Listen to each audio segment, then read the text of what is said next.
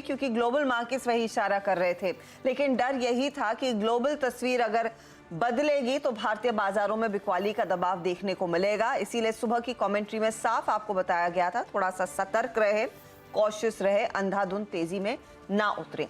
Screen पर तस्वीर साफ है, कहां पर शुरुआत हुई, 17,026 तक का हाई छुआ और ऊपरी लेवल से क्या तेजी से बिकवाली का दबाव आया है। बिकवाली ऑफ कोर्स एक तो एक्सपायरी के चलते भी पोजीशंस अनवाइंड होती हुई दिखाई दे रही हैं, और जो अभी अभी आपने डाउ फ्यूचर्स की तस्वीर देखी उसका भी एक रिएक्शन है। डाउ फ्यूचर्स 300 पॉइंट से ज्यादा के नुकसान पर, S&P फ्यूचर्स पर भी दबाव और नैस्डैक फ्यूचर्स की भी प्रेशर ही देखने को मिला है। तो ये सेल साइड की पोजीशंस दरअसल बढ़ रही हैं और डर यही है कि आज अमेरिका में कमजोर शुरुआत होगी। जिस वजह से मार्केट्स और ग्लोबल मार्केट्स में तेजी देखने को मिली थी वो दरअसल था बैंक ऑफ इंग्लैंड का स्टांस, जहां पर उन्होंने बड़े बॉन्ड बाइंग का ऐलान किया और ये एक तोहफे के तौर पर आया और सभी ग्लोबल मार्केट्स में तेजी। लेकिन अगर इस समय आप ध्यान दें कि क्या हो रहा है यूरोप के मार्केट्स में, तो वहां पर बिकवाली दरअसल इंटेंसिफाई हो गई है। डॉलर रुपये आपके सामने है, यूरोपीय बाजारों की तस्वीर लेकर आई है। डैक्स करीब 188 पॉइंट नीचे था, 177 अंकों का नुकसान। फुटसी यानी कि यूके का मार्केट करीब 2% टूट चुका है और फ्रांस के बाजार में भी बिकवाली का दबाव बढ़ता हुआ ये तस्वीर है। और इसी कमजोर विकेट पर अब हमें एक्सपायरी करनी है और अगली सीरीज का आगाज करना है। Veeru, good afternoon. क्लियरली सुबह में मुझे याद है आपकी कमेंट्री, आप साफ कह रहे थे कि थोड़ा सा सतर्क रहिए, इस एक तरफा मूव पर भरोसा करना आग से खेलने लायक वाली स्थिति है। अब एक्सपायरी के लिए, क्योंकि सारे ग्लोबल इवेंट्स फिर से बैक टू स्क्वायर वन आ गए हैं, बिकवाली आ गई है, हमारे लिए क्लोज के लिहाज से क्या इंपॉर्टेंस स्तर रह जाता है? जी हर्षदा, गुड आफ्टरनून। देखिए, आज क्लियर अप्रोच ये थी कि जनाब डेटा बहुत वीक है हर्षदा। एफआईएस की प्लेसमेंट और एफआईएस के कॉल राइटिंग के स्टैट्स, एफआईएस के अगर आप देखें पुट्स राइटिंग बिल्कुल ना होना, कैश की सेलिंग, आई थिंक ये सब स्थिति बयां कर रहे थे कि बाजार में अपसाइड आना मुश्किल है। बस एक संशय ये था हर्षदा कि क्या ये गैप अप जो है वो कॉल राइटर्स के जोन को स्ट्राइक करेगा। निफ्टी पे मेरी क्लियर कट अप्रोच थी और क्लियर कट डिफाइंड लेवल था। टिल द टाइम हम 17,066 की ट्रेजेक्ट्री को नहीं छूते, ये एक पिवट लेवल था, तब तक हम लॉन्ग के बारे में सोचेंगे भी नहीं। और मैंने ये भी कहा था कि अगर इंट्राडे में 16,910 वॉलेट हो जाएगा तो ज़रूर शॉर्ट कीजिएगा, और शॉर्ट कीजिएगा सुबह की कमेंट्री लेके आइए। और अगर आप शॉर्ट करेंगे तो आपको नीचे की तरफ 790 और 757 हर्षदा ज़रूर मिलेगा। हर्षदा, अगर 810 पे अगर आपने शॉर्ट किया हो तो स्टिल 790 आपकी स्क्रीन पे है। और मैं ये कह सकता हूँ Harshada, the kind of Dow futures जो आपने भी बोला, अगर आपको यहाँ से 757 ऑन द डाउन साइड वो 757 में मिल जाए तो कोई बड़ी बात नहीं होगी।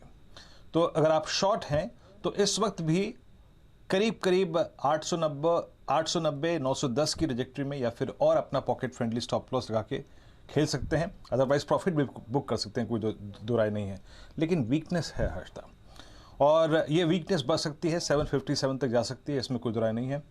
और इस वक्त के स्टैट्स दिखाता हूँ मैं आपको, कॉल राइटिंग पुट राइटिंग क्या कहती है। और इट्स एक्सपायरी डे, अगर आप कॉल राइटर्स को देखें और पुट राइटर्स को देखें, उनका एग्रेशन कैसा है। कॉल राइटर्स ने 17,100, 17,000, 16,900 सब पे गजब की कॉल राइटिंग हो रखी है।